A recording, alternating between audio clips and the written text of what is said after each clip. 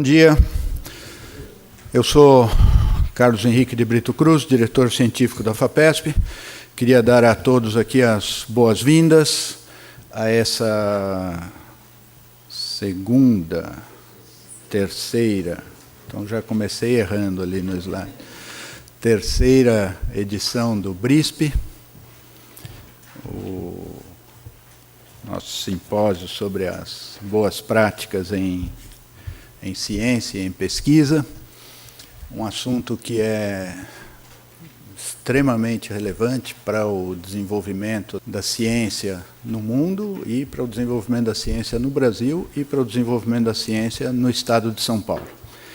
Eu queria agradecer a presença e a participação dos todos os convidados, dos palestrantes, especialmente os nossos colegas estrangeiros que viajaram longa distância para participar do evento.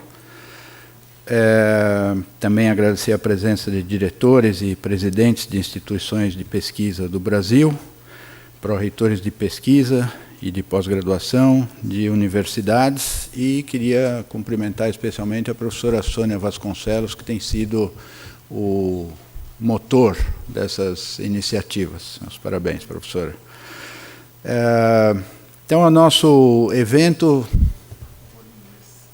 eles estão me avisando agora que é para falar em inglês. Isso não... Okay, should I start over?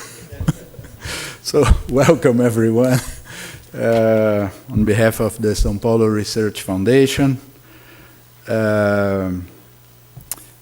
I wish to thank the attendants, and special thanks to our speakers from other countries who came to participate in this event.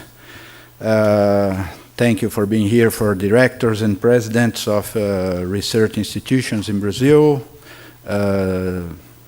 vice chancellors for research and for graduate studies, and researchers. And a special congratulations to Professor Sônia Vasconcelos, who has been the driver for this discussion through BRISPE in Brazil. So I'll have some slides in Portuguese, some slides in English, but I'll speak in English, and then you probably can follow through the... So in order to talk about how the São Paulo Research Foundation is dealing with disseminating good practices in research, I will start by making a very brief introduction about what the foundation is and how we work and what we do, and then I'll go into a presentation of some points of our code of good practice in research. You will notice that in several points I try to focus the subject on good practices and not on malpractices. The thing is that this is a subject which, unfortunately, and we are here at the São Paulo Research Foundation trying to kind of work against the tide in this. This is a subject that tends to become visible when there is malpractice. And we feel that it should be the other way around. The science community should be talking about good practices all the time, as opposed to worrying about scandals that happen now and then, or frequently, or whatever. And then, when a scandal comes, the institutions try to escape the best way they can, and then to bury the subject until the next scandal comes up.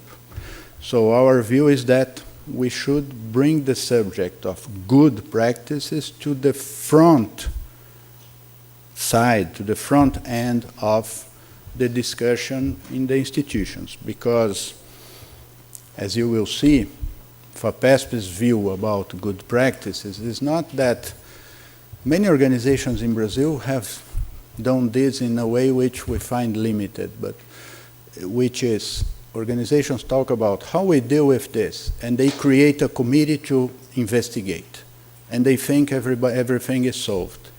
But it's not. So our policy is that, okay, we worry and care about investigation when it becomes necessary. However, we want and we worry about the fact that the institutions should be talking and discussing good practices with their students, with their communities all the time. So that's the basis of what I'm going to discuss here. Just to give you this overview, the state of São Paulo, Brazil is a federative republic, 26 states, one federal district. One of the 26 states is the state of São Paulo in the southeast of Brazil, which is a state with a population of 41 million people. It responds for about 1/3 of Brazil's GDP. To give you a reference or a comparison, the population of São Paulo is the same size as the population of Argentina or the population of Spain. The economy of São Paulo is larger than the economy of Argentina and slightly smaller than the economy of Spain. So it's a place where many things happen in science, in industry, in economy, in finance. And researchers working in the state of São Paulo respond for about half of the scientific articles published by authors from Brazil. We have some pride in that, related to the fact that the state of São Paulo doesn't have half of the scientists in Brazil. We have about 22% of the scientists in Brazil. So they tend to create more science than their colleagues elsewhere. Part of this happens because the state of São Paulo every year uses around 13% of its budget, of its expenditures, to support higher education and research, which is a large percentage by any international standard. And adding industry, state, and national expenditures in research in the state of São Paulo, it adds up to 1.6% of the regional GDP, which is 1.6% would be the same intensity as the average intensity for the 27 European countries in terms of research effort, 1.6% of the GDP. There are several institutions in the state of São Paulo, 3 state universities, which are among the best research universities in Brazil, 4 federal higher education institutions. For our visitors, I might explain that in Brazil, there are universities which are funded by the federal government. And there are some states in Brazil decided to have state universities funded by the state taxpayer. So we have both types in the state of São Paulo. Then the state of São Paulo has a network of 52 higher education technical, technology-oriented schools, which would be comparable to community colleges in the US. They offer 3-year courses for technology-oriented careers. The state universities in the state of São Paulo graduate about 45% of the 12,000 PhDs which graduate every year in higher education institutions in Brazil. And also the state of São Paulo has 22 mission-oriented research institutes. 19 of those are state-funded, 3 are federally funded. For example, there is the National Space Research Institute, there is the National Synchrotron Light Source, there is the Agronomical Institute of Campinas, there is the Botanical Institute, well, several others. So that's a brief picture of the institutional landscape. Funding for research activities in the state of São Paulo come from the federal government, state government, and industry. Industry, differently from what happens in the rest of Brazil, industry carries the largest part of the expenditures. About 60% of the research expenditures in the state of São Paulo are done by industry. And another difference with what happens in the rest of Brazil is that The state expenditures are almost twice as much as the federal expenditure. The state carries 23%, the federal government carries 13% of the expenditure. To give you a comparison of how the Brazilian states deal with funding research with their own money, not with industry money or with federal money, but with the state taxpayer money, this figure shows data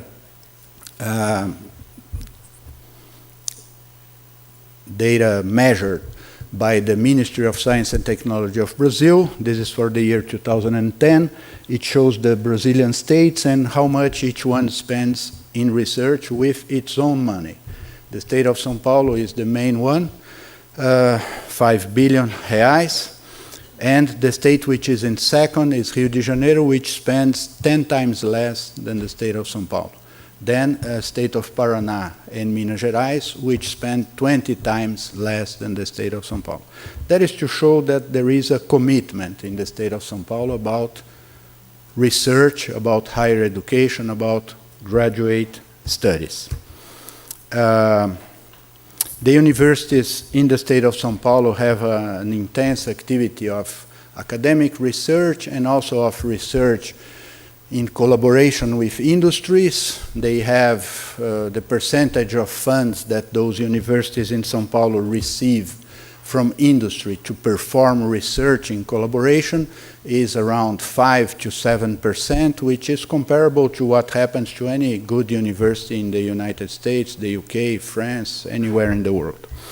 And if I compare the intensity of the expenditures in research in the state of São Paulo with some countries, which I do in this slide, you will see that the 1.6% spent by the state of São Paulo compares to what is spent in Spain, Italy, Russia, Portugal, China, or the UK. So it's a sizable amount of money, it's a sizable effort towards developing a research system. Of course, since in the state of São Paulo and in Brazil, we started late to do that, it takes some time to accumulate the institutions and the organizations and the capital that you need to be really competitive. But in the state of São Paulo, we are doing a strong effort towards this, in this direction. In terms of funding agencies, this figure shows that the 4 main funding agencies in Brazil, the public funding agencies, which are the National Research Council, CNPq, FAPESP, which is the Ministry of Education Foundation for qualification of higher education personnel, and FINEP, which is a state company for funding research projects, and FAPESP. So FAPESP carries about 46% of the bill in the state of São Paulo, CNPq 22%, FAPESP 21%, and FINEP 11%. So FAPESP's effort is very relevant for research in the state of São Paulo. The foundation is a public foundation which is funded by the taxpayer in the state of São Paulo through legislation which is singular. The constitution of the state establishes that 1% of all state revenues belong to the foundation, which gives the foundation a sizable degree of autonomy and stability. And the government of the state of São Paulo has been paying this percentage. Actually, in the beginning, in 1962, it was 0.5%. In 1989, they increased it to 1%. The government of the state of São Paulo has been paying this like clockwork. So we can tell you the day of the month by looking at the bank account. So every month they, actually, that's a legacy of the large inflation years in Brazil. The Constitution actually establishes that the government is supposed to pay every month, because in some points in the history of Brazil, paying in January was completely different from paying in December. The amount of money was completely different.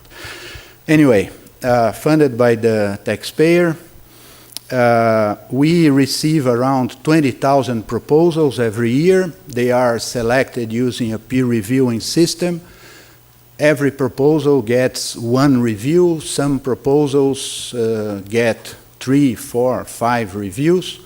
We have panels that make the decisions. We have some pride in the fact that the average time between receiving a proposal and sending a letter to the researcher is 65 days. Might not be the letter that the researcher wants, but we have a decision in 65 days, which compares very well with the times practiced by any other research funding agency in the world. In 2012, we spent $600 million. In 2013, because the exchange rate was worse, it was like maybe $550 million. And this money is spent in supporting fellowships. About 1/3 of our money goes into fellowships because our strategy is that it's very important to train the next generation of researchers in the state of São Paulo. Every month, FAPESP pays 12,000 persons to work in research in the state of São Paulo, undergraduate students, graduate students, and postdocs. Then we have a program for academic research, which funds research through different instruments, but the main difference is that there are instruments which fund for 2 years, for 4 years, 5 years, and 11 years, depending on the complexity and actually the boldness of the research proposal. We also have a growing program of university industry cooperative research with several companies. Some are listed there, but we have more than 100 companies which partnered with FAPESP to jointly fund research in universities. Again, those are projects which can be 2-year projects, 5-year, and in some cases 10-year projects actually for joint research centers created by FAPESP and a company in a university or research institution here in the state of São Paulo.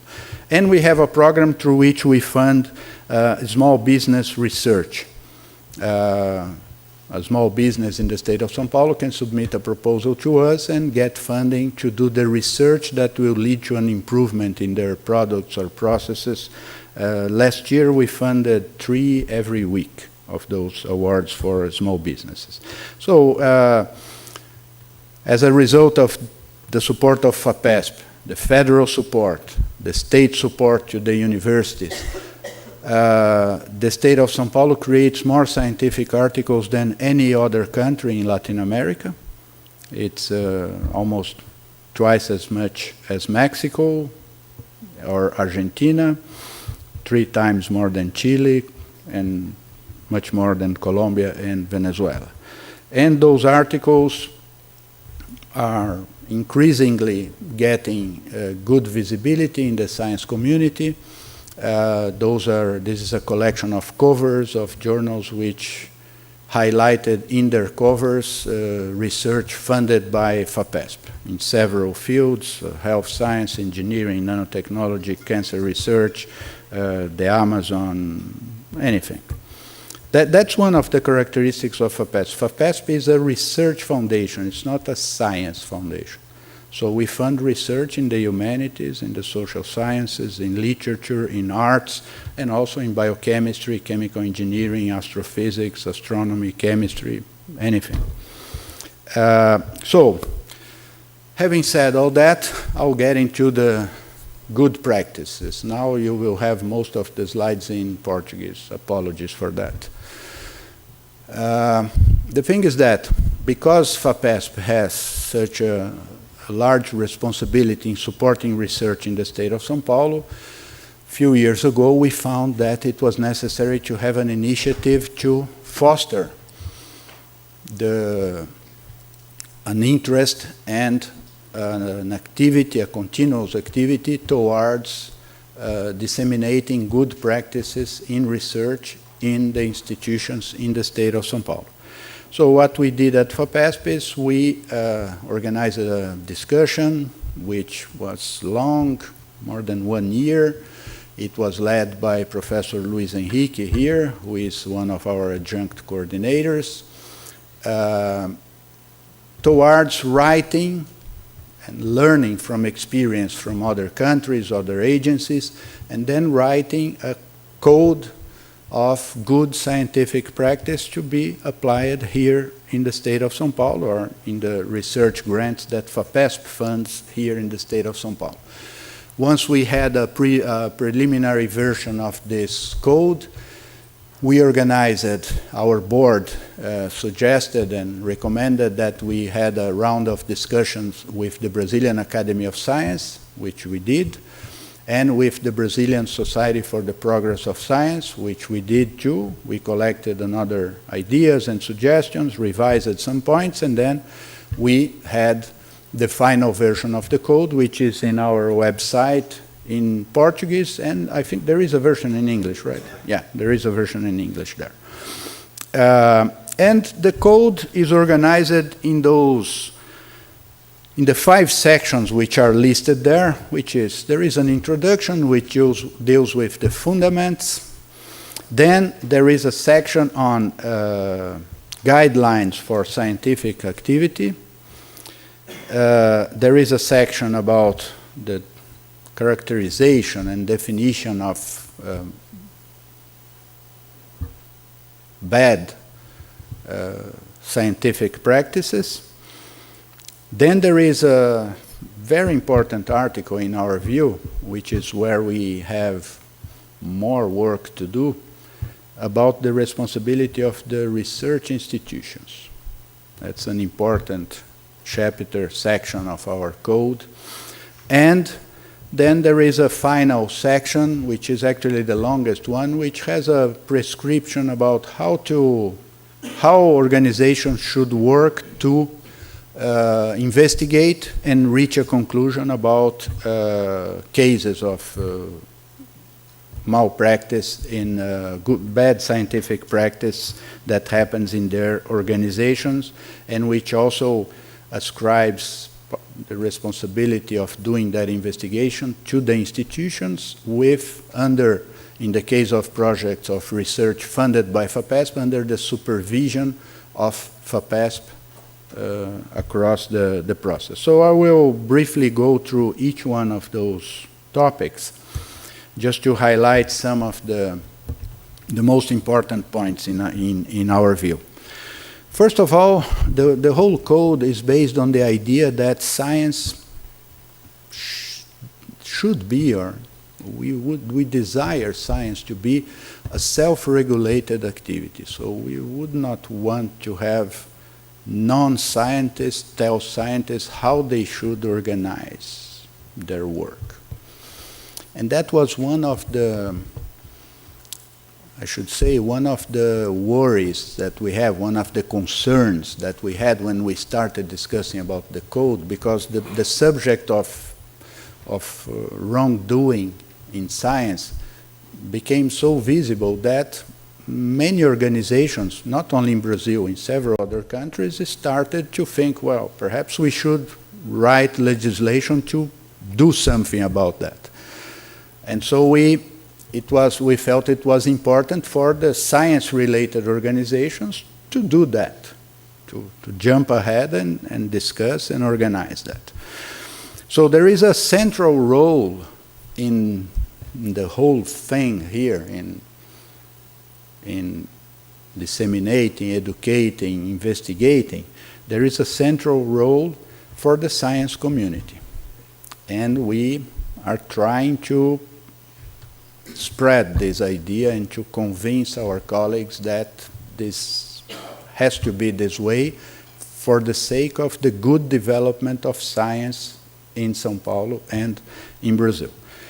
So our code is organized around 3 pillars: education, prevention, and investigation and sanction, which must attend to 2 different words there. It must be just and it must be rigorous. And that is a difficulty that we see, because the way this whole thing about wrongdoing in science has been dealt with is such that the institutions tend to look at the problem when there is a scandal. And when there is a scandal, the institutions are pressed very hard to make an exemplary penalty for whoever is involved. So sometimes you see an exaggeration of the sanctions and the penalties because the institutions want to show the public that they are not being lax on it. So that's why we added those two words there, must be just and must be rigorous. There is a certain tension among those two things. Being a research funding organization, we have an important section in our code which deals with the guidelines for scientific activities and which includes more than what is usually the most visible part of wrongdoing in science, which is publications. Because most of the cases go around publications, papers which are copied, which have wrong data, false data, and so on. But if you talk about good scientific practice, there's more to it. And this is the list of the 6 topics that we have in our code, which start with the conception, proposition, and the actual carrying of the research activities. And then there are things that we learn there.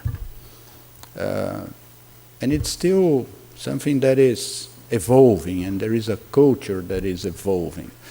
There are things that happen, for example, when a researcher writes a proposal and submits a proposal. And sometimes we are faced with situations which are strange and which make us worry about things. For example, when a researcher comes to you and says, well, you know, I undersized the budget I was requesting because, you know, it's easier to get it approved if the budget is lower. So that's not a good thing to say, right, that you are doing. And that is something that, for example, in Brazil, and I guess in many other countries, there are laws that would put in jail a company that goes to a public bid and undersizes the costs so that they get the contract, and after 3 months they go and write a little letter saying, well, now we need to rediscuss the values and so on. So why is that a researcher thinks that they can do that and be happy and live happily ever after, and when they go to the coffee in the research institution, they talk to each other and say, wow, good, now the government catched another builder that was undersizing the budgets. Why is that the builders cannot do that and the researchers would be allowed to do that? So this is just to mention to you one of the phenomena that when you start to codify, classify, and pay attention to things, that you start to see, right? Then there is a very important section in the code about the communication of the results of the research and about authorship, in which, for example, we deal with a topic which is that one of a person who only writes checks can be an author in an article. Our conclusion is that they cannot. An author has to have a sizable intellectual contribution to whatever is written there, because they own the checkbook or the keys to the laboratory. They are not entitled to be co-authors in a scientific publication. So that was one topic we felt necessary to make explicit in the code. Then there is a section about the register and conservation and accessibility of data after the research is finished, which is a topic in which our scientific community is not very strong at in having a lab notebook with things well noted there and with witnesses at some points and with notes which are readable after a number of years and so on. So we are trying to foster a culture of good scientific practice. So you see that we are worried about things which are not in the first pages of the newspapers, but we are worried about things which are necessary for having a good scientific enterprise. Then we have a section about the potential conflict of interest, which defines certain situations. And we have a section, because we use so many reviews every year, 20,000 reviews for proposals every year, which deals with the peer evaluation. Because, for example, when a scientist acts as a peer reviewer, there are several ethical boundaries there that have to be well taken care of. We had some surprises in that subject related to cases. I don't know. People that meet others in a conference and say, you have a proposal which is with me. And they are supposed to be confidential. They're not supposed to tell the researchers they're writing, but they want to. So we had to investigate and sanction those and have a penalty for some cases, unfortunately, that were in this kind of situation. And then we have a final section on the guidelines, which is about tutoring, which is about the responsibility of supervisors and teachers, professors, to guide their students in the good scientific practice, to discuss it with them, to teach them about that, to discuss that in the laboratory and so on. So those are the guidelines for scientific activities. Then there is a chapter, a section, which deals with the wrong conducts, the bad conducts in science, in which we have a broad definition, which is a conduct in which a researcher, by intention or negligence, violates the principles and values that define the ethical integrity in scientific research and of the relation among the researchers, as they are stated in the previous chapter about the guidelines. Of course, we felt necessary to have a caveat stating that bad conduct should not be confounded with a good faith error. People can err in scientific articles. They can have measurements which they didn't notice were wrong and so on. So you must have some leeway for that. So it's not about punishing error. It's about punishing bad conduct. And we define it there the bad conducts which happen more frequently, which are more typical, which are fabrication, falsification, and plagiarism. The three of those, which are worldwide the three ones which are more frequent. We also highlighted that the scientific community has a role in that. It's not something that, and that is a tough sell. It's not something that happens between the journalist and the director of the research institution. Good scientific practice is something that should happen inside the scientific community, which means the scientists should be worried about, and when they have grounds to suspect and to be worried about something, there must be ways in their institutions to discuss that and understand how deep that might be, or how deep it might not be. So it's a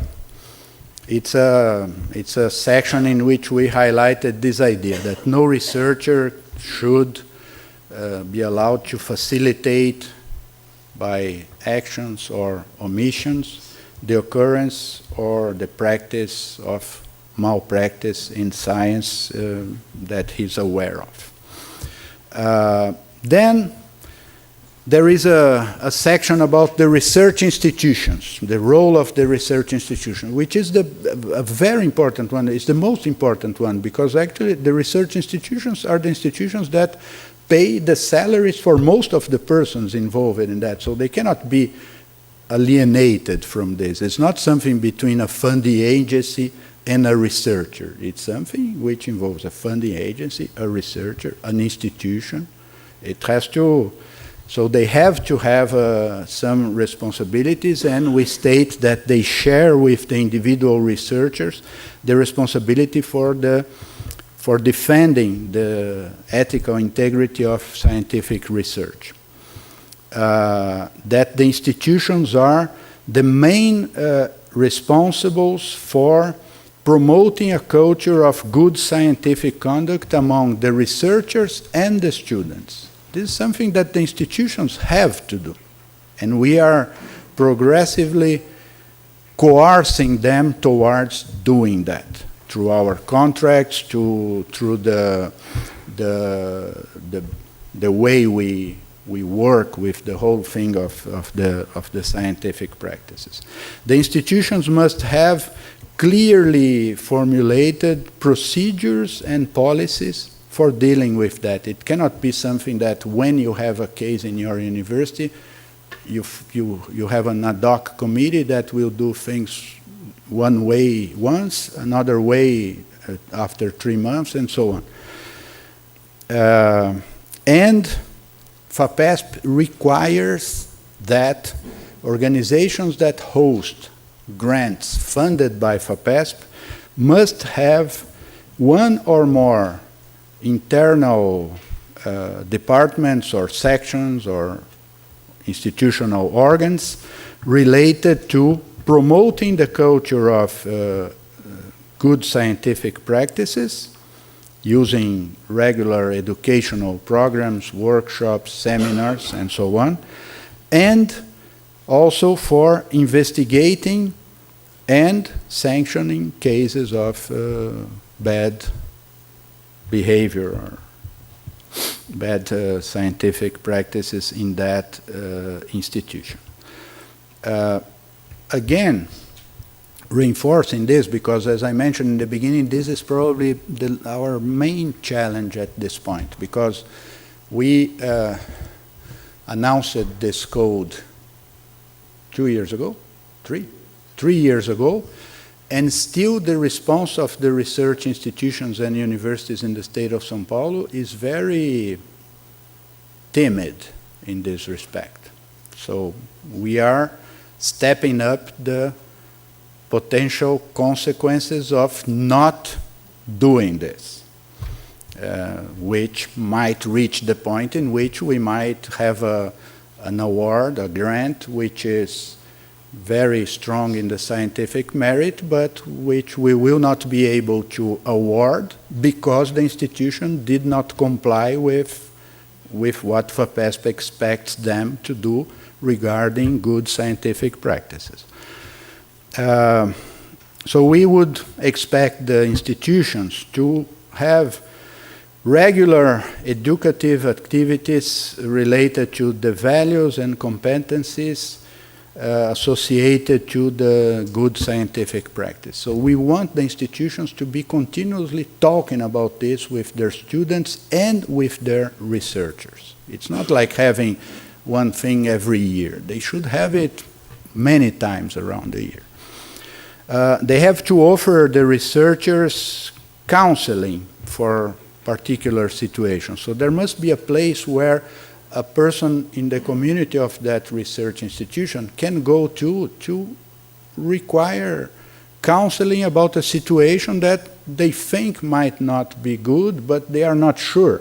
So they have to have a place where this type of counseling can be distributed, offered.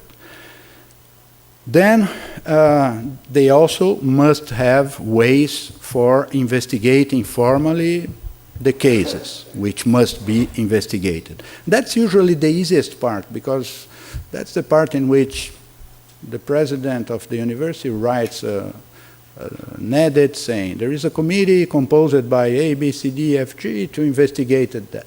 But that's not the most important thing about good scientific practices. It's a small part of the whole thing.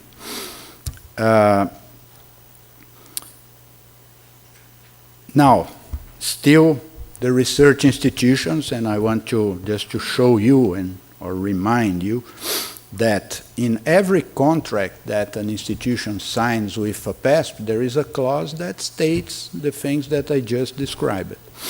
There is a clause, it's the 13th clause, which says that the institution is aware of the guidelines which are in the FAPESP Code of Good Scientific Practice, and that they will respect those guidelines. And second, the institution understands that they are obliged to include in their structure an organ of the type I described, and to have those educational activities and so on. So it's already part of each one of the 10,000 contracts that institutions sign with FAPESP every year. So as you see, we are preparing the grounds to execute a responsibility. Then there is a section about, with a prescription about how to investigate and reach a conclusion, which is reasonable things there, right? Like you have to have a preliminary investigation in a number of days. Then if this preliminary investigation finds that there are grounds to suppose that there might be something wrong there, then you have a formal investigation. Those two stages, we strongly recommend that the institutions carry those under the best confidentiality they can, because this is a subject in which you do not want to expose innocent people. So, and since you are investigating, you don't know the end conclusion. So you don't want to make an announcement about this person is being investigated. So you investigate. And then when you reach a conclusion, you take your steps. You do what you have to do. And the institutions are supposed to inform, if the investigation relates to funding by FAPESP, to research projects funded by FAPESP or fellowships funded by FAPESP, then the institution has to inform FAPESP about how the investigation was done and which were the conclusions. And FAPESP reserves the right to analyze that and feel comfortable with that or not. If we do not feel comfortable, we might want to have our own investigation into the subject, into the case. So far, in all cases, we have accepted the universities did the investigation according to our code of good scientific practice. There is one challenge here, which is the following, which relates to which we are working with now, which relates to it relates to the confidentiality issue, but it's slightly different. It is, once you conclude, how do you make public the conclusions? The thing is that you might just apply a punishment to a person, send them a letter, don't do that anymore, whatever, or for 3 months don't come here or something. But the thing is that we feel that public organizations should make that more visible than that, for 2 reasons. One is an intrinsic reason, because you are dealing with taxpayer money, so you have to tell the taxpayer which good things are happening and which bad things are happening too. And also because there is a law in Brazil. Many countries also have this kind of law, Freedom of Information Act. So anyone can write and ask, well, what's the list of cases that you investigated in the last year? And we have to comply with the law. And it's better, instead of sending the information to one person, to make it public. The thing is that the way we decided to do that is that the cases which are convicted, we will post the conviction for a number of months. So it's considered by us to be part of the punishment, the exposition. And for the cases which are not found culpable, then we will post only if the person asks us to do that. Because sometimes the person wants to have an organization post that they were investigated and nothing was found. Then we will do that. And if the person says they don't want us to do, we won't. And we will start this in a few months. Because the thing is that that's one of the toughest parts of the whole thing. You don't want to have the thing feed the worst pages in the newspapers. But also, you cannot make it secret that there are wrong things going on. So you have to find a reasonable balance between those two things. So that's the code. And I will finish by repeating this slide, because I think that this is the most important, the four most important things about good scientific practices. The first one is that science, in order for science to thrive, it must be a self-regulated activity. So the science community has a central role in doing that. And the policy that FAPESP is applied has three pillars: education, prevention, and then investigation and sanction. We are now working, as I mentioned to you several times, with the institutions to get them to improve substantially their efforts in education and prevention.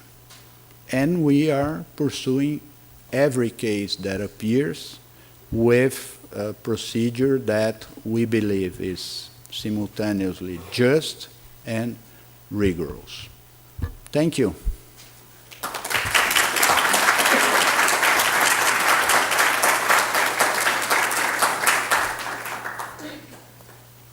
Should we have questions?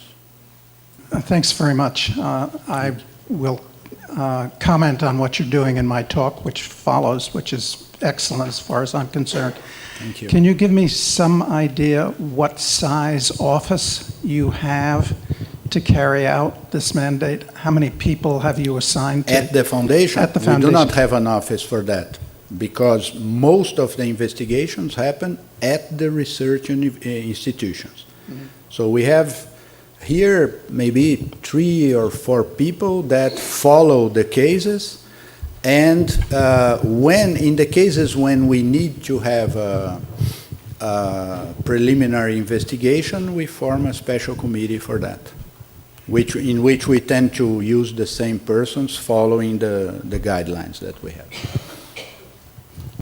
Good morning, everyone. My name is Rüdiger Klein from the Chinese Academy of Sciences in Beijing. Thank you very much for this presentation, which I think will give us a little bit of a leitmotif for the entire meeting, because we come here into an environment where basically everything we've ever been asking for has been put in place. So congratulations for this fabulous system. Now, it's one thing to put things on paper, one thing whether they work in practice. And I have 2 questions about, if you like, the weakest link in the chain. And the weakest link is the human being that has to pluck up the courage and say, something's wrong here. Something's wrong here with my boss. Something wrong is wrong here with the people who give me my contract. Something's wrong here with the people who decide on my future. So can you elaborate a little bit on the provisions that you expect institutions to make to protect those everyday heroes? Yeah. And then there are always the bad cases, right? There are those who use the system, abusing it, trying to spread rumors about colleagues, circulating allegations of bad behavior where there isn't any. So again, what happens in cases where the preliminary investigation proves that the accusations were groundless, were not founded?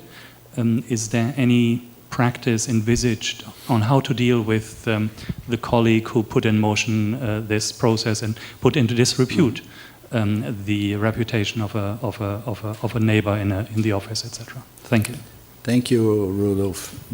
For the first part of your question, our view and our policy, as I describe it, is that the universities and the research organizations must have special offices which will be able to offer counseling to those people. So where those people could go and in a confidential basis talk to somebody who is trustable about what should I do? Should I do this or that?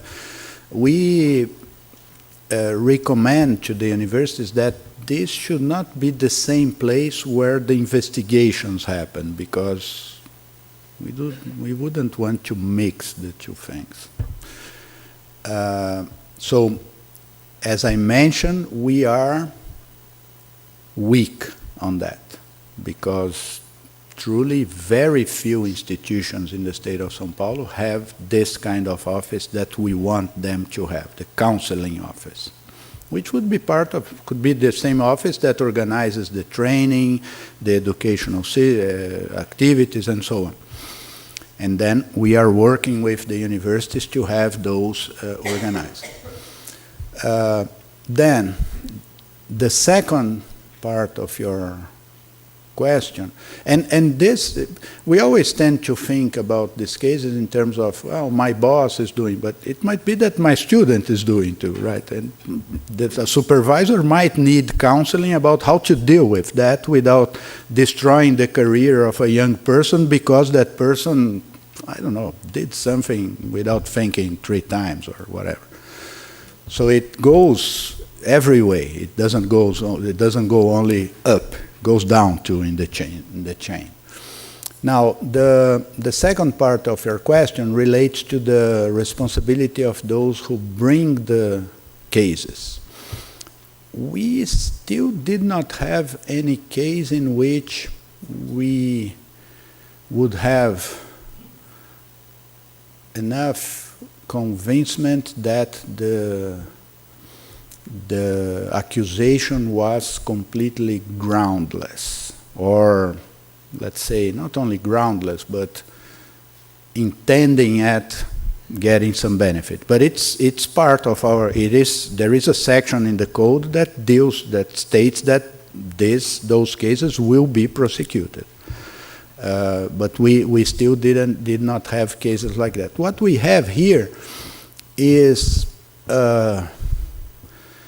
well, it is a phenomenon in human populations. We have the system for awarding fellowships, and people compete for the fellowships. So now and then we receive an anonymous accusation about somebody who received the fellowship and who would be doing something wrong. And this is a difficult situation in Brazil, because sometimes the accusation that comes to us is anonymous, but the one that goes to the equivalent of the district attorney or to the prosecution office is not. and we never know. So what we do is we look at the thing and see if there is something wrong or not. In most cases, there is not, but in some cases, there is, and then we have to act. But it's a very uncomfortable situation to act on an anonymous accusation. Good morning. My name is Ernesto from Uruguay. I appreciate a lot of your presentation, mostly the first part, and I have a question related with your first part. Do you know how many researchers there is in Brazil in the area of science, technology, and medicine? Because I was looking for these numbers, World Bank, UNESCO, etc., and only get outdated information and contradictory figures. So may you give some approximate number? Yeah, you're asking about the number of scientists in Brazil? Researchers in Brazil in the area of science, technology, and medicine. Science, technology? In medicine, STM. STM. Well, I don't know the number for that, but in the state of São Paulo, we would have around scientists with a PhD degree, I would say 20,000. Including graduate students, that number might go up to 60,000. That's an estimate. But there is a website in the website of the National Research Council where they have a directory of research groups in Brazil. And they update that every 2 years. So you will find there, and that is classified according to the careers or the areas. So it's possible to get this data, reasonably precise data there. Thank you, Brito, for your nice talk. I'm Dimitrio from the University of Brasilia. First question, how big is our problem? How often do you think this page will be populated along the months, along the years? And the second question, about the sanctions, do they find shelter in the Brazilian law? Because I'm a physicist like you, so I have not much idea about the Brazilian law, but within this time I've been in the upper administration, I know that people usually go very fast to the prosecution and things like that. So if we don't find shelter in the Brazilian law, we might be in trouble. Yeah. No, the second part of your question, my answer is that yes, everything that is in our Code of Scientific Practice is protected and is in agreement to Brazilian law. We didn't write a Code of Scientific Practice against the law of Brazil. And we formally required an analysis by our legal counsel on that. And I think I can also add that in all cases in which we had applied a punishment to a researcher because of violating our code of good scientific practices, we never had so far one case to be overruled by a court. So we are comfortable with that. Now, the first part of your question, that's about how large is the problem.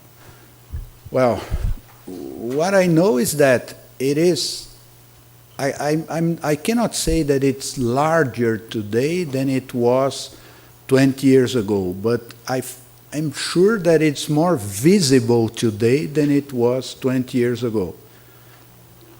About comparing sizes, that's a difficult thing to it's a difficult thing to do. But what we know here at the São Paulo Research Foundation is that we have a larger number of cases to investigate today than we used to have 5 years ago.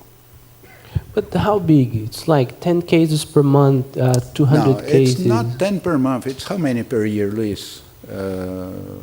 It's that? 20 per year. 20 cases per year. Most of them relate to plagiarism. But there are some which are in the other two, the other two Fs there, the forgery and fabrication. Yeah. Thank you. Good morning. My name is Fred Lito. I'm Professor Emeritus of the University of Sao Paulo. I'm currently in the process of writing an opinion for the Ministry of Science and Technology of Brazil with regard to the revalidation of diplomas earned by Brazilians abroad. And in my investigation of the area, I've discovered that the knottiest problem, most complex problem, is the fact that there is self-regulation by the professorial community. That is, validation is decided by professors in universities, normally only public universities. Mm-hmm. And the amount of tendentiousness and bias and unjustifiable cases of rejection is beyond description. Mm-hmm. And so my question to you, sir, is based on your feeling and your experience, is the question of self-regulation to be held only with regard to scientific questions, or since degrees in scientific and humanistic areas also require validation of diplomas, especially at the postgraduate level, should self-regulation be considered under a different light when it comes to this area, which is tangential, I recognize, to the true scientific problem? Well, Fred, well, I'm completely convinced that science must be self-regulated. Now, you're talking about something which goes beyond the scope of science.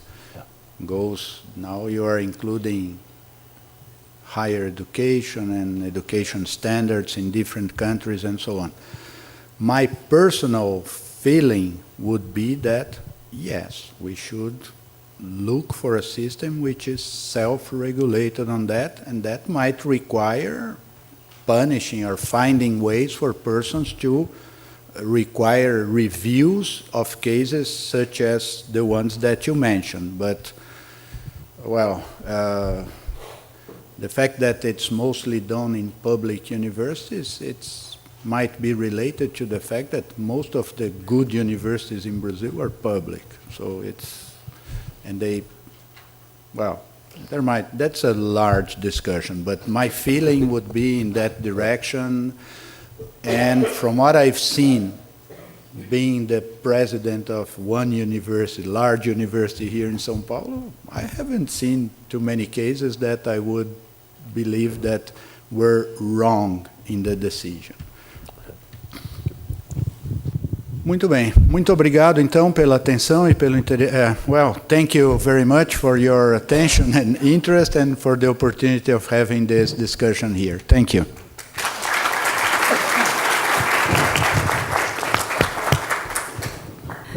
Bom dia a todos.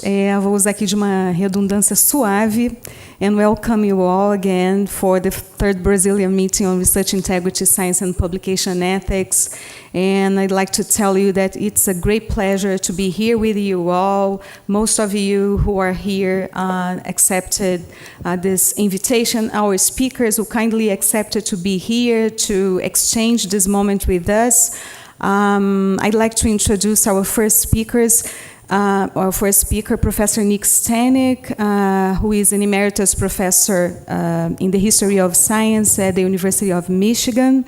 Professor Nick Steneck has, as many of you know, marked a role in this discussion on research integrity, globally speaking. He is the director of research ethics and research integrity program at the University of Michigan. Professor Nick Steneck is the great responsible for the creation of the World Conferences on Research Integrity, and he's a colleague, he's a mentor for me, he's a collaborator in our efforts to discuss research integrity in Brazil. So Nick, you are very welcome. But before Nick comes, I'd like to thank all colleagues who are here and who have helped us to organize this meeting. I'd like first to thank FAPESP for hosting the event, Professor Brito, Professor Luis Henrique Lopes dos Santos, who has been instrumental for this meeting. He was kind and present all the time in all issues we had during the organization. So thank you very much for your collaboration, for your partnership in this organization. So Nick, just come please. Nick is going to present a talk on research integrity and he will show us that this topic's going global. So what we are discussing here at this very moment, many other countries in different meetings are probably discussing. So please, Nick. Thank you very much, Sonia. It's always a pleasure to be here, although I must say I've been here before when it's been cold in Michigan and warm in Brazil, and that's nice. However, I can tell you right now it's warm and sunny in Michigan, and less so here, so I'm still delighted to be here. It's going to be, I'm going to say some things in my talk today that will raise questions about integrity in research and what countries are doing. Based on the talk that you just heard, if I had to grade Brazil and particularly Sao Paulo and the others that are active in research, you're actually in the forefront of moving forward in relation to what many other countries are doing. So how well your code is developed, how much awareness you have in the funding agencies, the fact that you have a national program going on now for 3 years talking about research integrity. If this were going on throughout the rest of the world, research integrity would be in much better shape than it is today.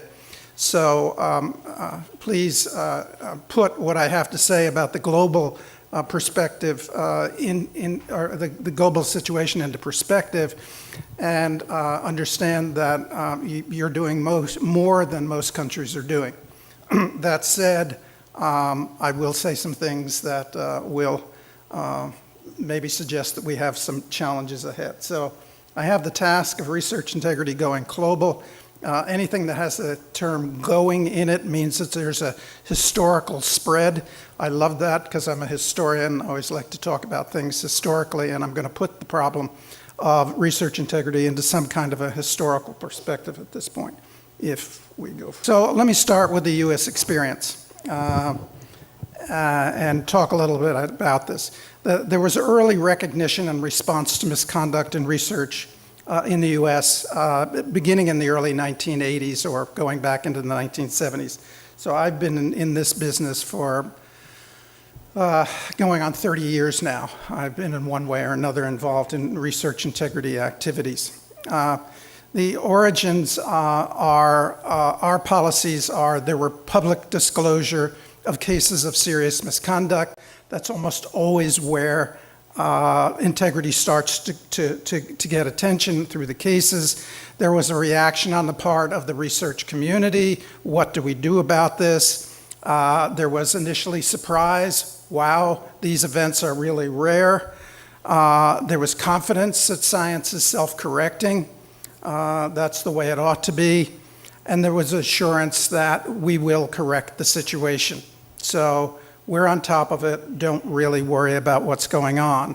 And then there's the rationalization that there are always a few bad apples, a few people who will commit misconduct, but they're exception, not the rule. The reaction of the public and the government was, we agree, we'll allow self-regulation to go ahead. There was skepticism as new cases appeared, and it didn't seem that anybody was doing anything about it. There was impatience wanting action coming sooner or later, and eventually there was regulation. So, and this has happened in area after area, that if you don't get on top of a problem, as you're trying to do in Brazil right now, someone else will get on top of the problem for you, and they will probably introduce regulations and legislation. So the best way to avoid that is to truly get on top of it and self-regulate research. And this pattern has been followed throughout the world. We began with what was called the patchwork mouse case, and this is a case where there was a skin graft that was done by using a magic marker. It was a lot easier to do it than actually grafting it. The person also did corneal grafts on rabbits, and one of the leading scientists said, "I could not believe that this rabbit had received a graft of any kind because the pattern of blood vessels in the ring around the cornea was in no way disturbed. Nevertheless, I simply lacked the moral courage to say at the time that I thought we were the victims of a hoax or a confidence trick," which they were. So it's, again, I can't believe that there's anything wrong, and I certainly don't want to speak out about it. And this led to the problem not being caught initially. It was eventually caught, and that reinforced the notion that science was, in fact, self-correcting. And so the research community did not understand or confront the issue of integrity in research. They thought that the self-correction would take care of it, and to some extent that's even true today, that we have more confidence in self-correction and self-policing than actually is justified. The systems are not as good as we think they are. And this is one of my favorite quotes from the time. This is by a leading sociologist of science at the time who was studying science and deviance in science, a very long article on the deviance. And the key point here is that, yes, there is more pressure in research today, but what that pressure will do is increase the level of scrutiny and make it harder to engage in research misconduct. So she said that this pressure should increase the chances that any deviant behavior which does occur will be identified. So they understood that the pressure was rising, but that they thought that this would make science more vigilant. So that's the level of confidence that you had at that early stage. And there were commonly wrong assumptions mentioned all over the place. The head of the National Academy of Science said, "The system succeeds in policing itself." The director of the NIH said, "No regulation is necessary, for the natural sciences contain ultimate correctives for any debasement of the knowledge derived from the research." And again, Pat Wolf, a sociologist, "The scientific community has a number of built-in controls, negative sanctions, and positive rewards, which are a constant reminder that scientists adhere to rigorous standards." So you had this enormous confidence in the ability of research to regulate itself. And you still have remnants of that today, and the belief that self-regulation is the way to go. And what I'm going to try to suggest today is it's important. The self-regulation that you've talked about is important, but it has all sorts of leaks and faults and flaws in it that you need to be aware of when you're introducing a system. So researchers incorrectly assumed that misconduct is rare, that science is self-correcting, and that the overall standards in integrity in research were high.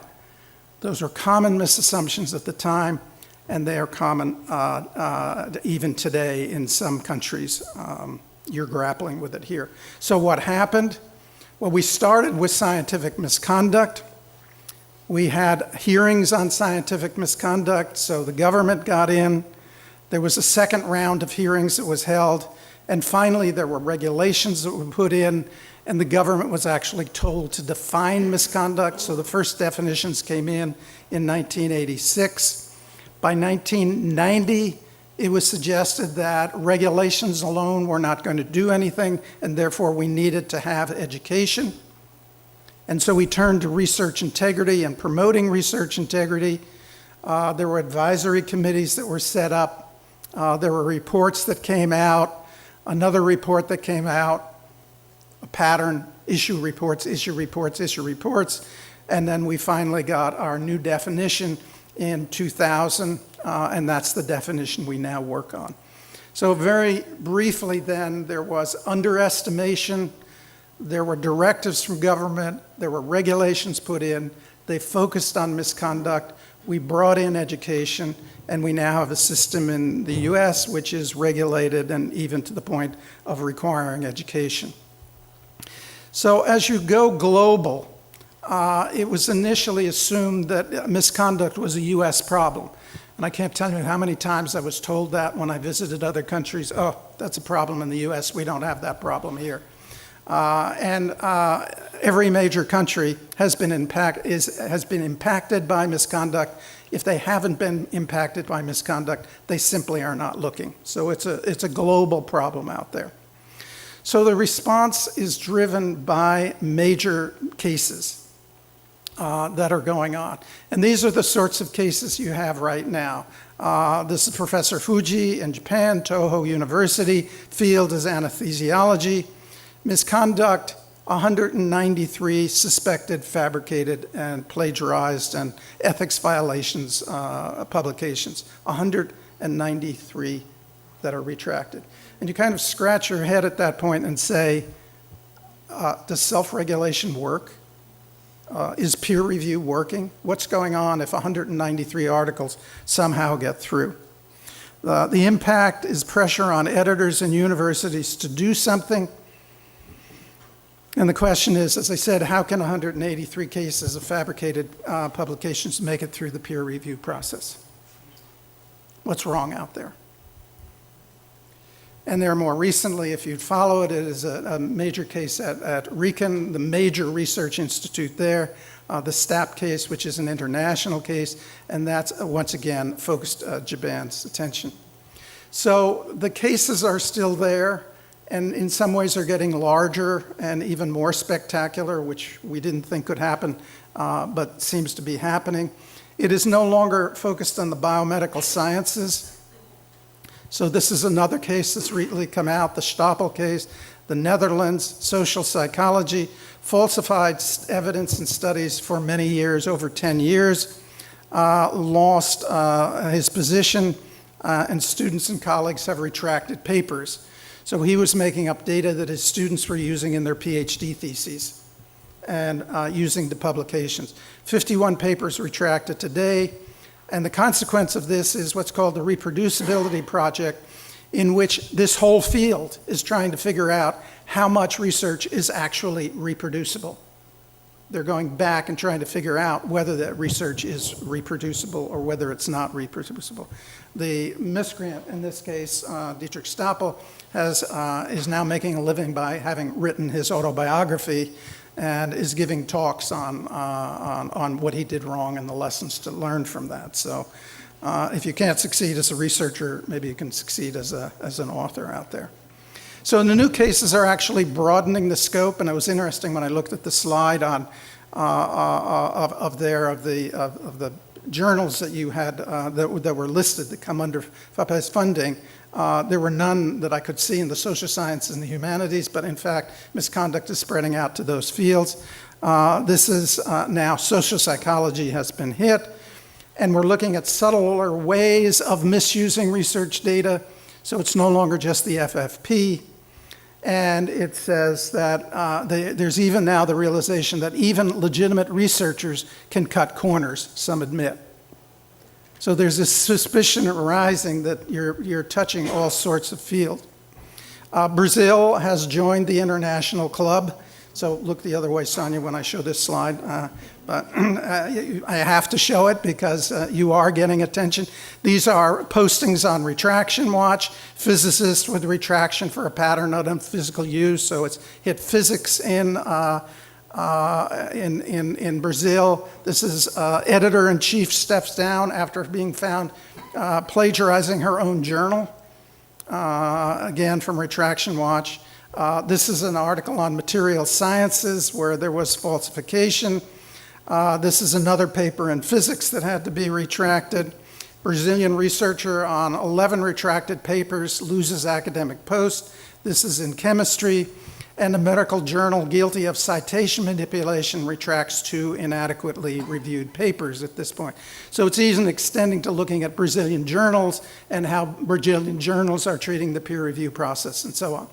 So, as I said, you've now joined, and you know that, I'm sure, you've joined the global community of experiencing misconduct. The stakes are increasing. So this is a researcher at the Sloan Kettering Institute, cancer treatment. He took some data from one institution to another that he wasn't supposed to take, and the size of the lawsuit is up there. And you can read the number of zeros. That's a $1 billion lawsuit for taking data from one institution to another institution that he wasn't supposed to take. If you have $1 billion to settle your lawsuits, good luck. I don't, so I would worry about this if I were doing that. This case was settled out of court, so the terms were never revealed. The parties came to an agreement on this. But again, this was covered all over. This is a New York Times article on what's going on. And what's interesting, at the level of scrutiny is increasing, that people are looking closer and closer at what's going on in researchers. So this is a researcher in Germany, Mannheim University, in management studies. And what people looked at is that there are 9 articles retracted, about 1/10 of his articles. He published 80 articles for duplicate publication. So again, this is one that's now starting to come in. Misuse of statistical significance, again, is a very important topic. Are people overusing p-values? Are they manipulating p-values? Data manipulation, and interestingly called for salami publication. And that is where you take one piece of information and you cut it up into as many pieces as you can and publish as many times as you can. He essentially did one research one research project and published 80 articles out of it by changing this, changing that, manipulating this, manipulating that, and getting a publication record out of it. So people are looking at that saying, you're not doing what you're supposed to. You're not living up to the standards you're supposed to look at. And in Germany and elsewhere, misconduct has brought down major political figures. There's a project in Germany right now that is looking at every PhD dissertation by every major person, and they've got a shopping list of plagiarism cases they're slowly bringing out to bring people down. So the global response to this, so the point here is that misconduct has gone global, integrity has gone global, it's hit every country, and so there is now a global response. What is the global response? Usually the first response is to form a committee and issue a report. That shows that you're doing something. Okay, so the key reports that have come out, an early one, the European Science Foundation, Good Scientific Practice and Research. I'll go through these quickly because there's going to be a whole paper on what's going on in Europe, or a talk on what's going on in Europe. The OECD in 2007 published a report, Best Practices for Ensuring Integrity in Science. In 2010, the World Conferences published the Singapore Statement. ESOF published a Code of Ethics in Europe. The World Conferences issued the Montreal Statement, which was the rules for collaborative research around the world. IAP has recently put out a report, Responsible Conduct of Research in the Global Enterprise Policy Statement, and then a statement on the principles and actions for shaping the future, supporting the next generations. This is Global Research Council. Do I have that in there? These reports, they provide guidance, but they have no authority. And that's the great dilemma. They're interesting, they're useful, they're out there, but there is no clout behind them. There is a fair amount of agreement in these. So I put up here 3 global statements, Singapore Statement, the European Code, and the IAP Code. And they do, just like you've done in Brazil, they start out with basic principles. And when you look at these globally, the basic principles are all about the same. We agree on the basic principles. So at the very top, overall honesty. That's what we expect. You should be honest. And then there are statements about how you conduct your research, that there should be accountability is a very important one. And then that there should be objectivity, impartiality, skepticism.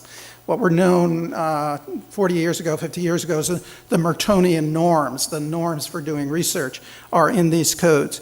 And then there are statements about professional relations, courtesy to colleagues, fairness, and providing reference, and providing credit, giving references, fairness, openness, and so on and so forth. Those are in there. And then most codes say something about the responsibility of the researcher to society. So those 4 areas: you should be honest, you should conduct your research in an honest and open way, you should be fair with your colleagues, and you should be respectful of society. We agree on that. There's global agreement on that. But it's getting beyond that that we start to break down. So there are, for example, differences in definitions and approaches to the definition. So in the US, we have come down to FFP, falsification, fabrication, and plagiarism. Our definition has actually narrowed over time. We started with fraud. We then went to practices that deviate from normal science, and we gave FFP as an example. We then moved FFP up to the main definition, and now we not only have FFP as our definition, but if you fabricate, falsify, or plagiarize, it must also deviate from the normal practice of science. That's a standard.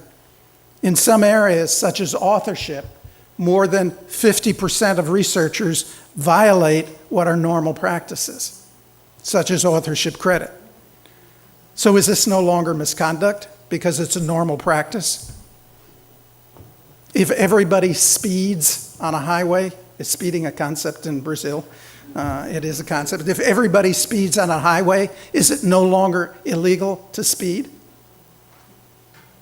That's what our policy says at this particular point. So that's our deviation. So our evaluation is, in the US, we focus on the most serious cases, and the weakness is, and I'll talk about this, is that it ignores the other range of misbehaviors, which are all also important, and which you address in your code. And in the US, there is currently no interest in revisiting this. It took us over 15 years to come up with a definition. It's unlikely that we will revisit in the near future and try and change that definition. There are countries that are approaching it differently. And you can see in the Brazilian policy here, the Sao Paulo policy, that you've got a split approach to what's going on. So some countries focus on the bad practices, the FFP. Some countries, such as Canada and Australia, what they do is they describe best practices, and that is what your code does. It describes best practices. Then they define misconduct as a breach of best practice. So the most serious cases must be reported to the funding agencies, and the lesser misconduct is handled by the institutions. You haven't gone quite that far, if I understand, in this policy. You haven't gone quite that far in that direction, but this is how Australia and Canada have approached it. So you say everybody should live up to a high standard. Anything that breaches that is misconduct. But only the serious cases need to come to the government for investigation. Everything else you should handle locally. And that's a different approach to dealing with it. This is enforced through a memorandum of understanding, and you have a memorandum of understanding. So every time, I believe the researcher signs it here and the institution, every time they sign it, they are committing to maintaining the highest standards. So they are actually signing something that says they will do it. Interestingly, though, with all of these subtleties, the public still largely thinks of all of this as fraud. So, for example, the big fraud that is really upsetting a lot of people, red wine is really not good for your health, and the research on which that base is falsified. Okay, do you know that? All of you who are red wine drinkers out there, that is based on falsified research. And we consider that fraud in the public parlance is talking about that at some point. So these are some global examples, and I don't want to go through them, but you can see globally countries change. So China has a national system. Argentina does not, Nigeria does not, Tunisia does, Costa Rica no, Guatemala partial, India no, Peru partial, South Africa yes, Bangladesh no, Brazil no, or do you have a national policy? You have regional policies. You'd have a national policy. Okay, so you would go in there. Institutional system, yes, yes, yes, yes, no, no, no, no. You have institutional systems, you place heavy reliance on it. What's interesting are cases, some high profile, no public cases, whispers. So as I say, there are countries out there who have yet to address this problem. It's there, but they simply have not addressed it. They either have no national system, they haven't recognized any cases, and so on and so forth. We try to get global comparisons, and they're very difficult. This is one global comparison, which tries to figure out the retraction rate per country. And you can see that the US retraction rate is 0.6 per total paper per thousand, and places like China are 0.7. India is 1.31, so India is very high on the retraction list. Measuring anything by tractions is very difficult. What do you do with Japan that has one researcher who has 183 retractions? It just throws off the numbers, these what are called serial retractors. We don't know what the international situation is comparing countries with countries. So if you look at the global situation now, the key players, national systems, are still the exception, not the rule. Very few countries have national systems. Most rely on institutions to do the investigations as you do. And throughout, there is very poor accountability. There's very poor tracking of what the institutions are actually doing. So good institutions do a good job, bad institutions do a bad job, and nobody knows which is which. The institutional system depends entirely on institutional commitment. They often lack the expertise they need to conduct investigations and to provide training. So there's a huge gap here in the expertise that we need. And overall, internationally, there's a lack of transparency and a lack of agreed on ways to handle it. So these cases are generally leaked out, but the official reporting is kind of minimal. And the other players, journals, are grappling with this issue, but they still have major problems. Some foundations have addressed it, other foundations have not. And the public is becoming much more involved. And I'll talk a little bit about this in a minute as how the public is getting involved. Attitude and assumptions. That the global response is developing in three ways. There are more countries, there's a wider range of misbehaviors being considered, and cases in fields that were previously ignored, especially in the social sciences. And I think any of you who are in the social sciences here, there's a long road ahead for the social sciences, because there probably is a lot more questionable science in the social sciences than there is in the harder sciences. So I think the road ahead for the social sciences may be very difficult. And the earlier assumptions that we had no longer hold. Misconduct is not rare. It's not necessarily the most common or highly most common in the highly competitive fields, such as biomedicine. The standards for integrity in research are not as high as usually claimed, and misconduct is not the most important problem that needs to be addressed. Those are all common assumptions, and all of the assumptions I think can now be questions. So what are the challenges that are out there? So question, has research integrity improved, stayed the same, or worsened over the last 3 decades? You heard the answer that was given earlier, and that awareness has gone up, but we're not sure whether it's worse or better. And that's right. That's spot on for an answer. There is more awareness, so there are more cases being discussed. Is there more misconduct now than there was 10 or 15 or 20 years ago? We simply don't have the data to answer that question. We don't know. What should be done to improve integrity in research? That's the key question. What will actually improve it? So what I want to do is I want to just sketch out some of the challenges as I finish at this point. This is what we think the curve for research behavior looks like. About 1% engage in serious misconduct, somewhere between 10, 20%, and 50% engage in questionable practices, and probably very few researchers follow everything that they need to do. I think that you said that the figure was that there are 60,000 researchers and students in Sao Paulo at the present time. What's 1% of that? 600. Okay? And what was the number of cases that are seen each year? 20. Okay? US, the number is much larger. The Office of Research Integrity, which deals with all biomedical research, probably has 1 million researchers that fall under its regulations. How many cases does it see? 14 to 20 cases a year. So when you consider of an institution of about 1,000 researchers, they should be seeing between 1 and 10 cases of misconduct over a 2 to 3 year period. They should be dealing with somewhere between 200 and 500 cases of questionable practices, trying to straighten those questionable practices out. And they certainly don't have very many researchers who are living up to the highest standards that are out there. Some small problems are very large problems.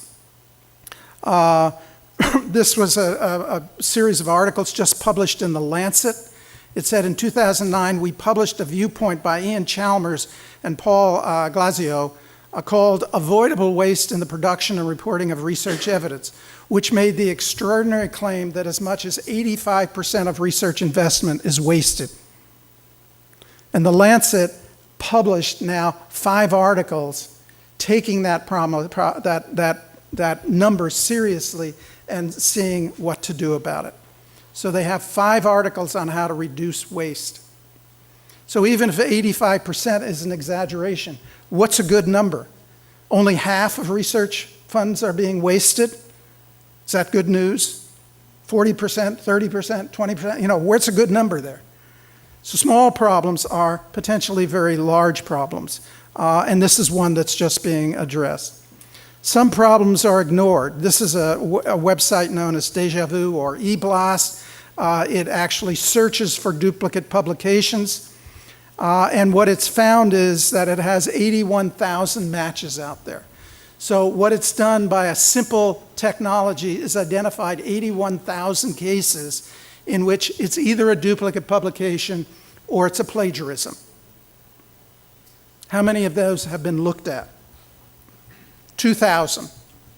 So you have 79,000 cases of plagiarism or duplicate publication that are unverified out there. And we simply, at this point, ignore it or wait for them to come out. And eBlast is now studying duplicate funding. And there's significant evidence out there that there are quite a few researchers are using the same funds from 2 or 3 different sources, or the funds from 2 or 3 sources to do the same research. That's a second problem. And these, again, are problems that are ignored out there. Some problems are hidden. This is a problem with retractions. The majority of retractions in science by this investigation they were previously listed as errors. And now it's found out that 67% of them are actually the result of misconduct. So in announcing these problems to the public, we say, oh, there was some kind of an error made in this publication and we're retracting it, whereas in fact it was misconduct. So it's an effort to try to cover up misconduct up there. So there's evidence now of misconduct in the public record. Why have editors and employers allowed this to happen? Why aren't journals more forthcoming and universities more forthcoming about what's going on? And institutions worldwide generally do not release the names, and journals issue vague descriptions. And it's good to see that you're doing opposite here in São Paulo and releasing the names out there. Some problems are embarrassing, and I think we'd rather not confront them.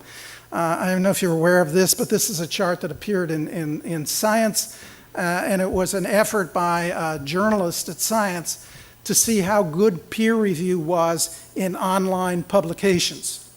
So we sent a bogus article to 340 online journals.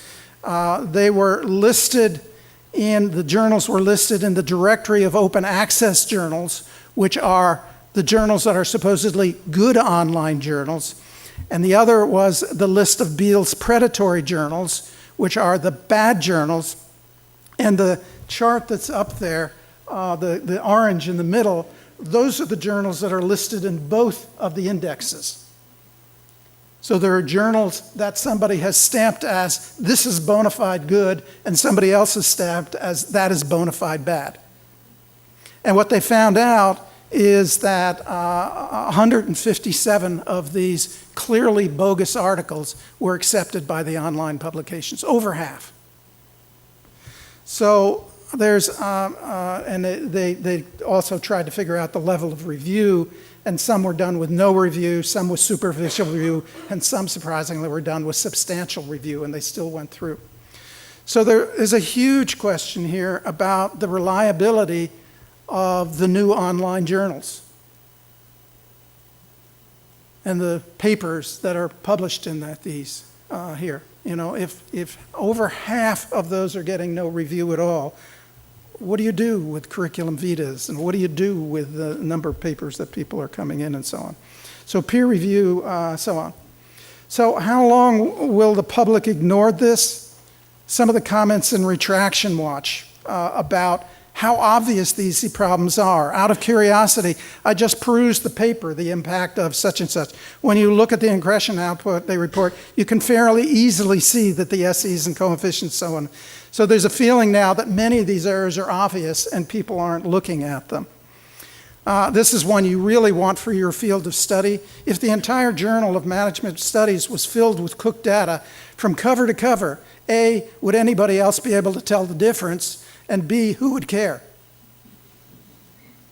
You know, do you want that said about your field of research?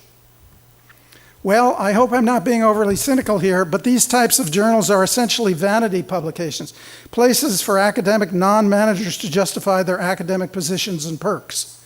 So there's a growing cynicism about the reliability of the publication matter. And the key question is, how does the public know which research is reliable and has integrity? If you come to this from the perspective of the public, how do you know what's going on at this point? So the question I ask at this point is, if you were to look at research now and ask, how high is the risk that research is going to be damaged by these integrity scandals, where would you put the risk indicator here? This is a standard risk indicator for fire, which I've adopted to this. But I'd be curious, how many of you would list the risk as low or moderate? How many of you would list it as high?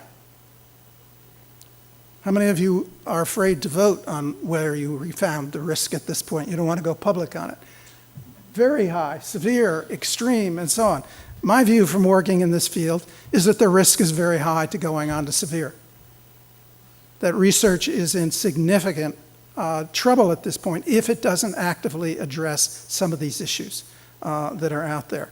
The sort of thing that you're trying to do step by step, issuing a code, gradually ratcheting up what are the consequences, putting more pressure on institutions to do things. That's precisely what you ought to do. The question is, how high a priority of it is it, and how much emphasis should you put on that?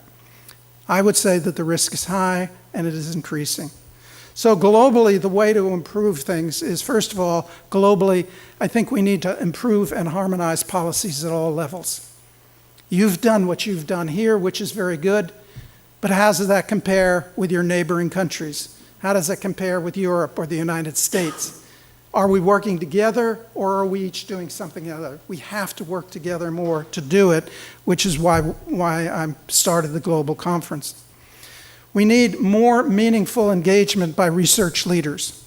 Do you know how many research leaders around the world could give a talk as informed, as intelligent as the one you got in the opening talk this morning, saying exactly what you're doing and how you're going about it.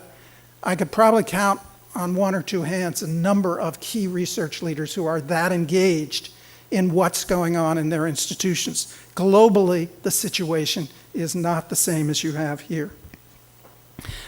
Pay more attention to causes and particularly to climate. And again, that was something that you stressed, that you're ratcheting up the pressure on these institutions to take these climate and other issues seriously. We have got to get at the causes and deal with those causes. We need to improve training, and that's going to be the focus of what I'm going to talk about tomorrow. I'm going to talk about training. And then I always like to give one small piece of practical advice, and I would say if we started anywhere, we just ought to reduce the number of journals and the number of publications by 50%. There is way too much emphasis on number of publications. There's no way that people can write the number of significant articles that they should. We ought to scrap numbers and go back to the significance of the publication. It's very hard to do, but if I were to start any place, that's exactly where I would start doing something. So with that, I'm happy to answer any questions. Thanks very much.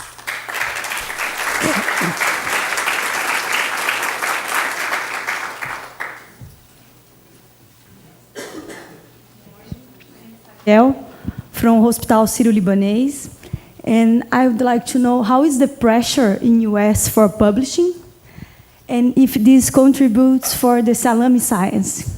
What's your opinion about that? The pressure for positions and what the pressure for positions for positions and publications. Now you need to publish something to get some position to go further and further. And you're talking about any place in particular or globally? No, globally. Globally. I actually was talking to people coming over here as to what the pressure was here and how great it was. The pressure is very high. What is particularly disturbing to me is when you go into a country, European countries in particular, and talk to people and say, where are you going to get a job? I went and gave a talk in Finland once, and I think there were 100 graduate students there in the biological sciences, and they estimated that there were going to be 2 to 3 jobs in the country maybe a year. I said, where are you going? What are you going to do? I work with the postdocs from EMBO who come to the US. So they're over in the US getting training, and they want to go back to Europe. What's that like? What's the pressure like? So it's enormous. How is it worked out? I talked to one postdoc who said he'd gotten his dream position going back to Europe. Great, he was going to do it. And when he got there, they said, we're all set. Could you give us your equipment budget? And he wrote out his equipment budget and handed it in. And they said, well, wait a minute, you forgot to put this on, a great big piece of expensive equipment. And he said, well, I don't use that and I don't need it. And they said, yeah, no, but the department does, and this is our chance to get this piece of equipment. Please put it onto your resume, or onto your equipment request. What do you do in a case like that? You know, how do you respond? And of course, why did the director do that? Because the director's getting pressured to get more equipment and pressure coming down, down, down, down. And where does that pressure come? It comes down onto the people who are trying to move up into the system. So it is enormous, it is significant, it impacts integrity, and it has to be dealt with at the highest levels. Just one other example, I mean, we must have 100 to 150 top research institutions in the United States. All of them are upwardly mobile. What do the heads of research at every one of those institutions say? Over the next 5 years, we're going to double our research at this university. How? Are research budgets doubling in every country? They're not. So we've got these expectations out there that research is going to somehow grow, and we're going to grow it. What are we going to grow it on? We're going to grow it on the backs of people who are trying to crank out as many publications as they can and get positions and move up within the system. Is there a tendency to cut corners? Absolutely, no doubt about it. A minha pergunta é como ser um bom peer review Porque cada vez mais eu mesmo tenho medo de aceitar revisões de trabalhos, por exemplo, em ciências humanas, quando você tem uma quantidade de livros e teorias e autores imensa e você não é capaz de fazer toda essa revisão para um trabalho que te chega para você ser esse peer review. Então, a responsabilidade hoje que você tem para soltar um trabalho da peer review é muito grande. Então, se você não leu absolutamente tudo, não tem essa certeza que não tem plágio, não tem cópia, você não vai soltar e fica cada vez mais impossível, dentro de certas áreas, ter um peer review com essa exatidão. Então, eu queria saber o que fazer. The question is, how do you do a good peer review if the immense number of publications and other science products that you need to use to make the review, you're not sure whether they're correct or incorrect. Is that right? Okay. You're talking from the standpoint of the peer reviewer? Yes. That you have so many peer reviews and you don't know whether something is correct or not correct? You're asked to review a paper. Right.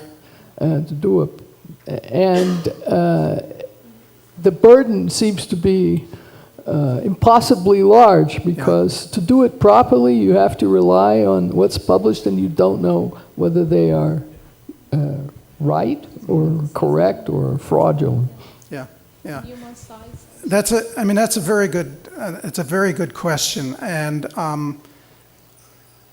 I don't know of any authoritative agreement on what a peer reviewer should actually do.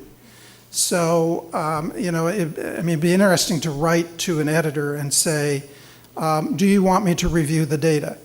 If so, can you provide me with the original data? Do you want me to redo the computations or not redo the computations? If so, how much time, and so on and so forth. I think in general the expectation is we ask about scientific merit. We ask if the methods seem reasonable, but the peer reviewers don't go down to the day-to-day collecting of the data, the looking at the data, and so on, so they can't catch some of these things. But the problem is that sometimes in human science we don't have data. We have just theory, and sometimes you have plagiarized in this kind of work. Right. And we don't have the time to read all the books about the theme. This is the problem.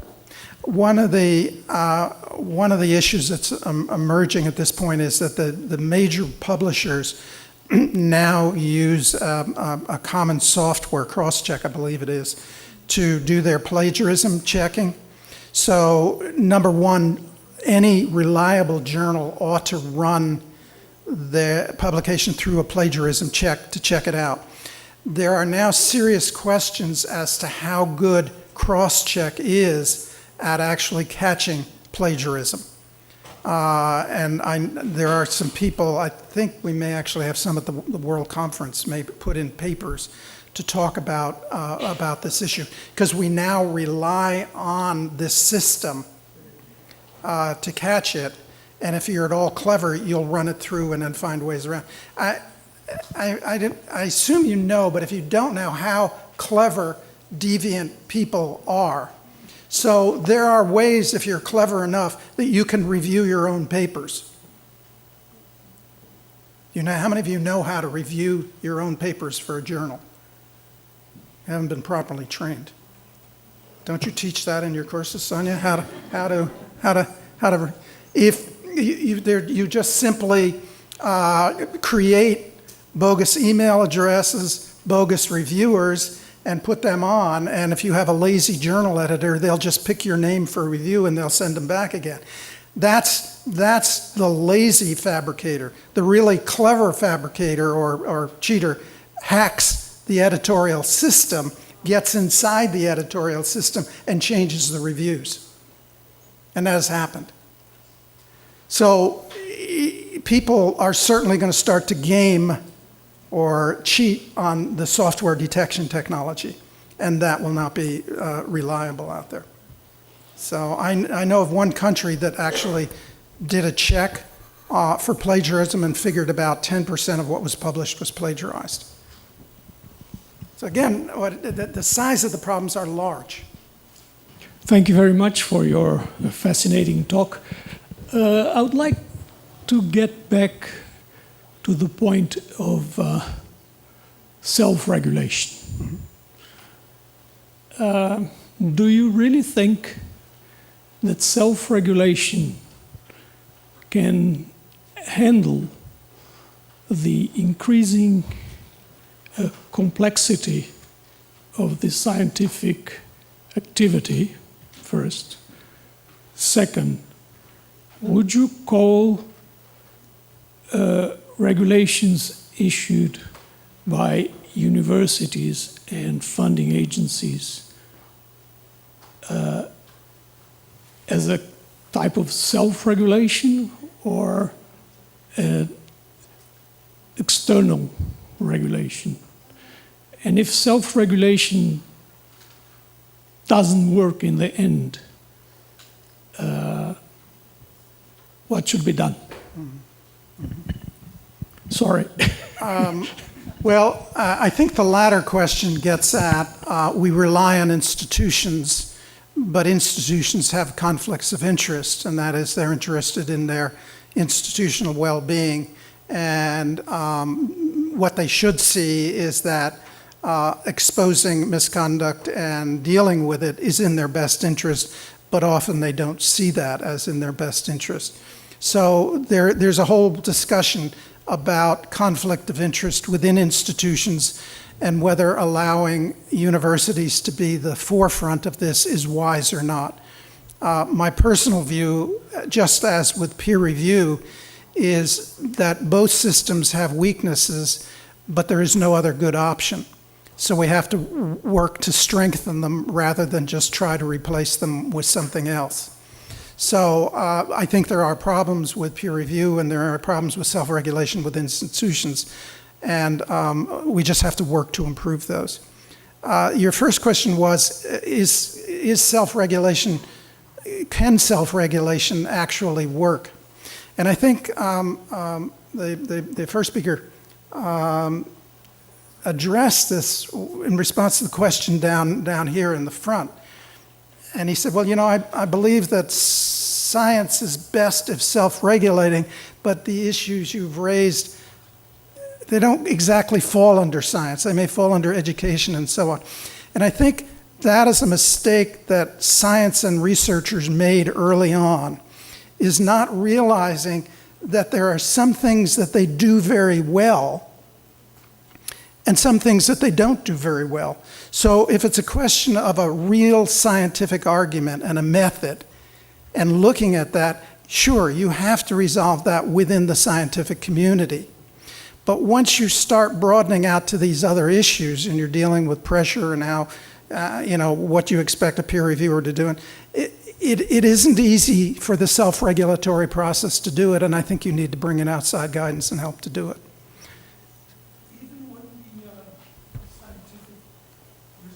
Broader implications? Yeah.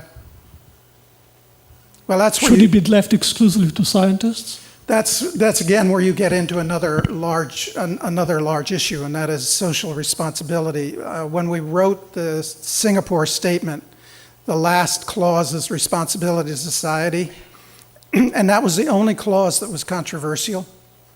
And the reason it was controversial is because there was one group who said, this is too difficult. We're not in a position to talk about whether our research is beneficial or not beneficial. We should not be involved in those. And I won't sign this if that clause is in there. And there are other people who said, it absolutely must be in there. We have a moral obligation to do it. So the community is actually split in this area as to what role researchers must play on it. And if you read what we wrote, it's fairly general in saying that you at least should consider, but we don't say what you should do once you've considered it out there. So it's difficult. Yeah.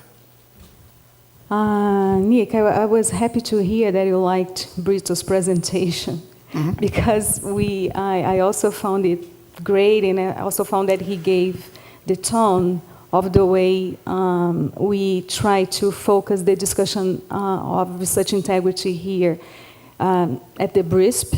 and in other initiatives that you have taken. So you showed, when you talked about different systems, you showed that for some systems, the focus is on good research practices more than investigation of misconduct and everything.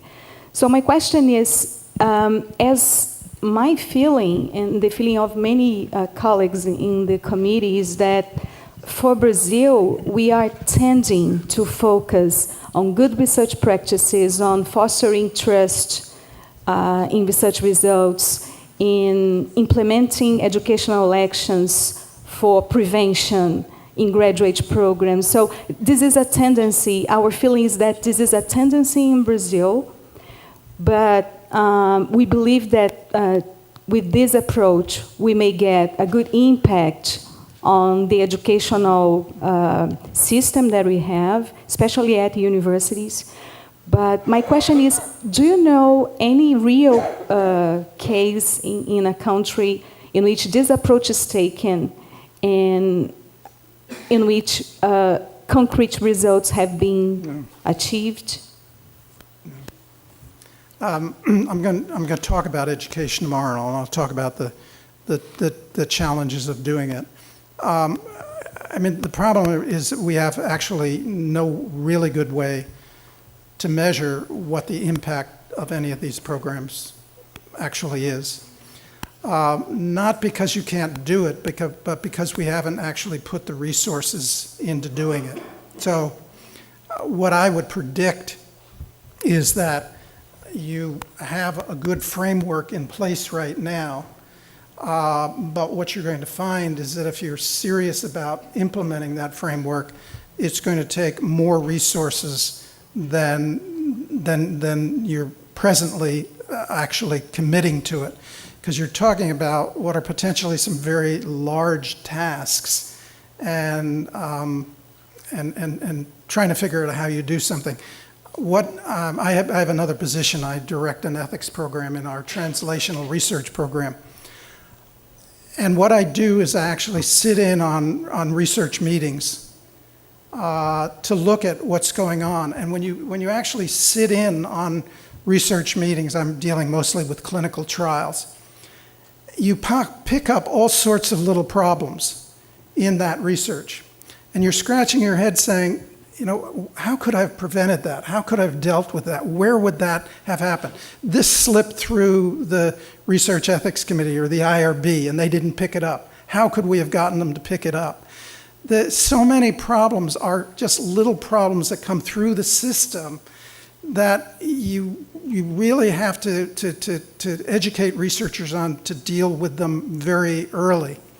I mentioned to others earlier, one of the classic cases right now is a student in grade school who did a science project which got national attention.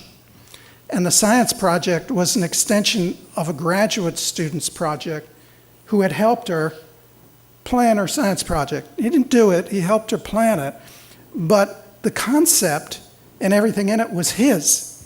And all of a sudden, she's all over the newspapers, and he's her struggling for funding. Well, you know what? They didn't have an authorship agreement.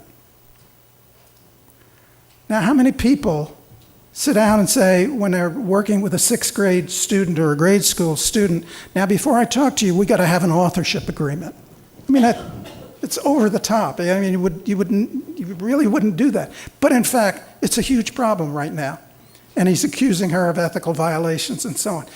How do we get our researchers to anticipate what stresses and what pressures they're going to get as they go through their research project, and then prepare them to deal with those appropriately and tell administrators how they can get the pressure off of it? That's the challenge of the system. It's easy to write the framework.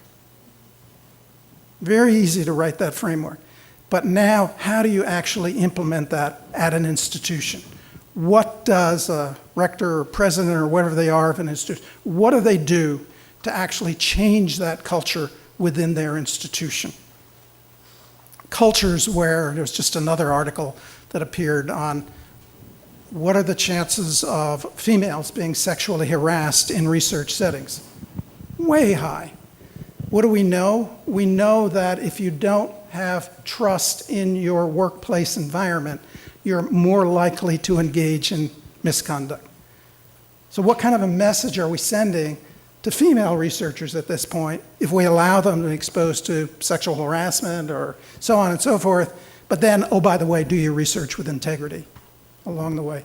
The problems we have to address in those settings are enormous, and it's going to take a lot of commitment to do that. You're on the right path, but you've got a lot of work to do.